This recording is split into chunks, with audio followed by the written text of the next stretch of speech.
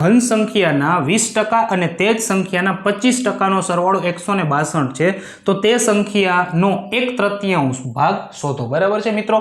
હવે તમે જોજો મિત્રો કે ઘન સંખ્યાના 20% અને તે જ સંખ્યાના 25% એટલે જે પણ સંખ્યા છે બરાબર છે તે જ સંખ્યાના 20% અને એ જ સંખ્યાના 25% નો સરવાળો 162 છે।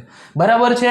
તો આ બંનેના ટકાનો સરવાળો કેટલો થાય મિત્રો 162। બરાબર છે। મારી ભાષામાં તમને કહું તો 20 અને 25 બરાબર છે ટોટલ કેટલા થયા મિત્રો 45% થયા અને આ બેનો સરવાળો કેટલો છે મિત્રો 162। બરાબર છે।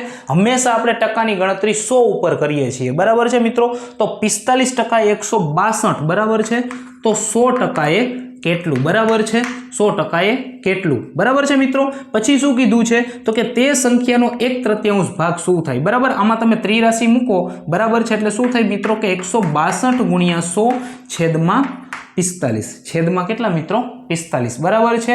અને એનો ત્રીજો ભાગ બરાબર એટલે 3 વડે ભાંગી નાખો। બસ આ તમારો છે જવાબ છે।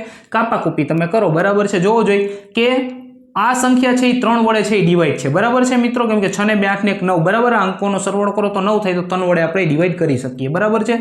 તો 3 5 15 બરાબર છે ને 3 ચોક ને 12 બરાબર છે મિત્રો। જોજો અહીંયા 45 છે અહીંયા 54 છે બરાબર છે મિત્રો। ટૂંકમાં આમાં પણ નવડો છે ને આમાં પણ નવડો છે। નવડાનું બચ્ચું શું થાય મિત્રો તો કે તગડો। તો જવાબ એવો જ આવે બરાબર છે મિત્રો જે 3 અથવા તો 9 થી ડિવાઇડેડ હોય બરાબર છે મિત્રો। જો આપણે આની કાપાકૂપી ન કરવી હોય આપણે કરશું બરાબર પણ ન કરવી હોય તો જોઈ લે બરાબર છે। 3 થી કયો જવાબ આવી શકે 3 થી કયો ડિવિડેબલ છે તો મિત્રો 8 બરાબર છે આ નથી 9 ને 5 14 14 એટલે 5 આ પણ નથી બરાબર છે। 120 2 ને 1 3 હા આ છે મિત્રો 1 ને 1 2 બરાબર બસ ઓપ્શન સી મારો જવાબ 120 છે તે આ દાખલાનો સાચો જવાબ છે।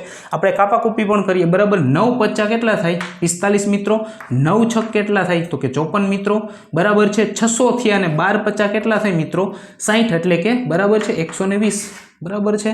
તો મિત્રો આ રીતે આપણે આ દાખલો ગણી શકીએ છીએ। દાખલો ગમ્યો હોય વિડીયો ગમ્યો હોય તો એક લાઇક શેર અને સબસ્ક્રાઇબ જરૂર કરી દેજો। Thank you so much.